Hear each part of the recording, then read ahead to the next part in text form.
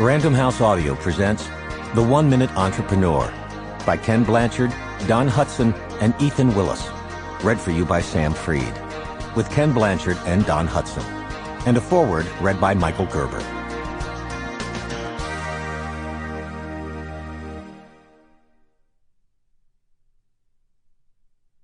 Hi, this is Don Hutson.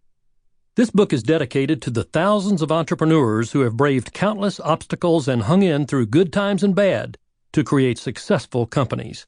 These firms are the backbone of the free enterprise system.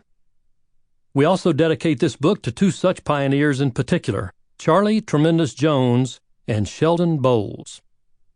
Tremendous Jones has been a mentor to both of us for years. From the quality one-on-one time he has given to thousands, to his extraordinary speeches to millions, we've seen him impact the world, ours included, one life at a time. His love of books, resulting in the founding of his own entrepreneurial venture, Executive Books, some 4 decades ago, has touched people around the world. His personal works, coupled with his encouragement of reading, have helped countless people improve their lives and achieve their dreams.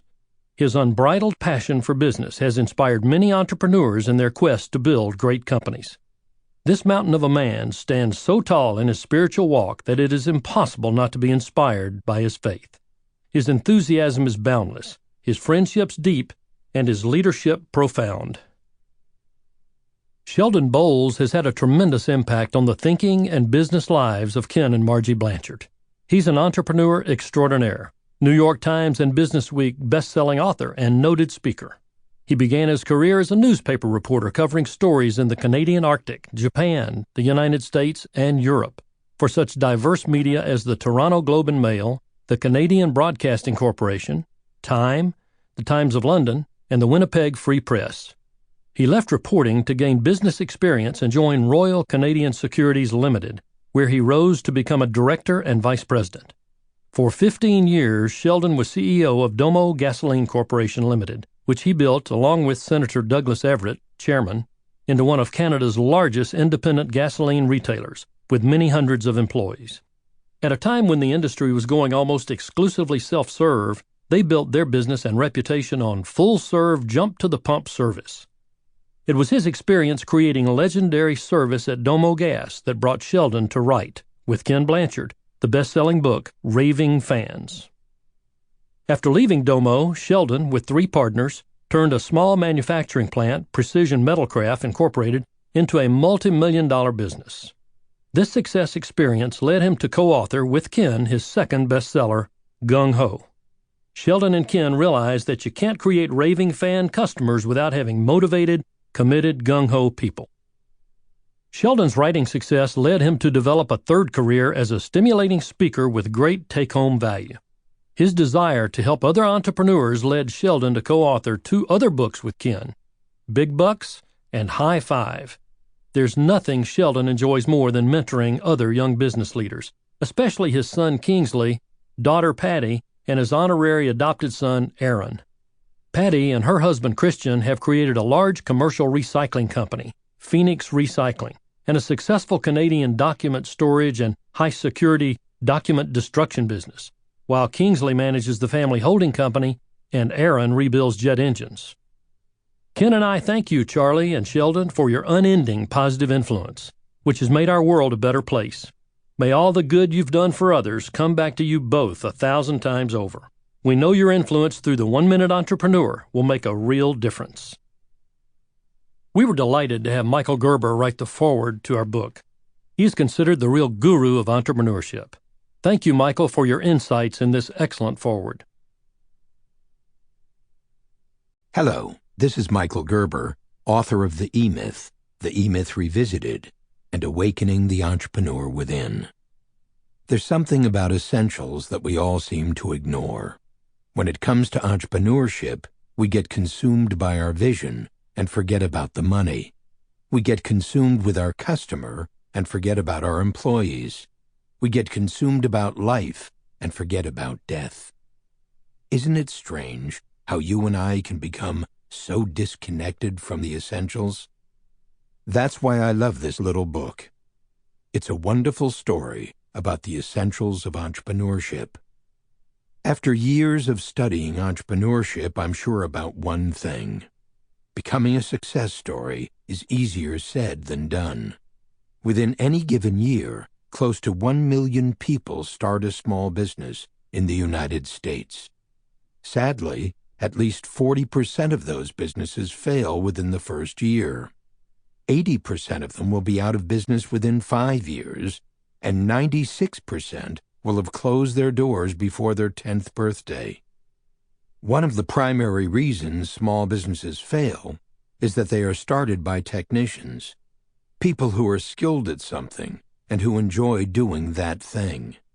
Whether they are electricians, writers, photographers, or computer programmers, these people make the fatal mistake of continuing to do the work they're skilled at while ignoring other vital parts of the business.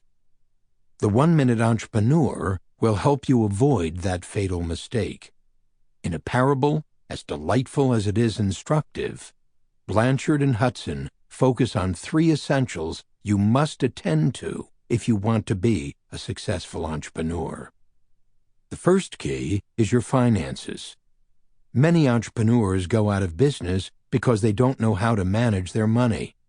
Expenses exceed their sales, they don't collect their bills, and they don't realize that their success depends on cash, cash, cash.